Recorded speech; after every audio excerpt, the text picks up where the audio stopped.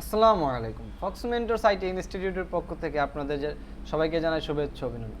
আজকে আমরা শিখব ফটোশপে কিভাবে খুব সহজেই ব্যাকগ্রাউন্ড রিমুভ করা যায়। তো আর দেরি কিসের, চলুন শুরু করা যাক। ব্যাকগ্রাউন্ড রিমুভ করতে গেলে আমাদের ফার্স্টে যেতে হবে সিলেক্টে যাওয়ার পরে যাব সাবজেক্টে ক্লিক করার পরে কিছুক্ষণ সময় লাগবে ওর অ্যাডজাস্ট হতে, একটু লোডিং নেবে, সমস্যা নেই। যে কোনো আইকন কনফিগারেশন ল্যাপটপ কম্পিউটার হলে আরও তাড়াতাড়ি হয়ে যাবে। সো হয়ে যাওয়ার পরে এখন আমাদের দেখতে হবে যে আমাদের ব্যাকগ্রাউন্ডটা ঠিকভাবে নিচে কিনা। তো আমরা দেখব যে সব জায়গায় হ্যাঁ, এই জায়গায় পারফেক্ট, এই জায়গাটা একটু বাকি আছে। তো কী করবো, এটাকে আমাদের কুইক সিলেকশন টুলে যেতে হবে। কুইক সিলেকশন টুলে রাইট বাটন ক্লিক করে কুইক সিলেকশন টুলে যাব, অল্টার ক্লিক করব। অল্টার ক্লিক করলে মাইনাস হবে, যদি আমি অল্টার ক্লিক ছাড়া না করি তখন শুধু এটা নিয়ে যাবে, আর অল্টার ক্লিক করলে মাইনাস হবে। আমরা মাইনাস করব, অল্টার ক্লিক করব,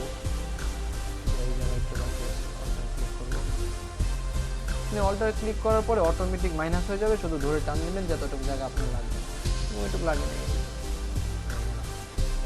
তাছাড়া এখন আমাদের ছবির পিকচার মোটামুটি এখন আমাদের নতুন একটা লেয়ার নিতে হবে। লেয়ার নিতে হলে আমাদের ছবি সহ লেয়ার নেওয়া খুব সহজে, আপনারা Ctrl+J ক্লিক করবেন, তো খুব সহজেই আমাদের ব্যাকগ্রাউন্ড রিমুভ ছবিটা অন্য আরেকটা লেয়ার হয়ে যাবে। এখন ব্যাকগ্রাউন্ড রিমুভ তো হয়ে গেল, এখন আমাদের ছবিটা পিএনজি করতে হবে। তো আমরা ফার্স্টে ফাইলে যাব, তারপরে সেভ এস,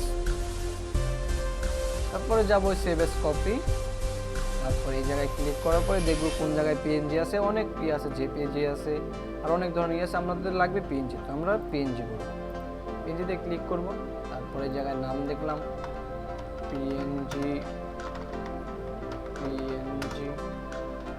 ফটোস, দেখি আমরা সেভ করব, ওকে ক্লিক করব।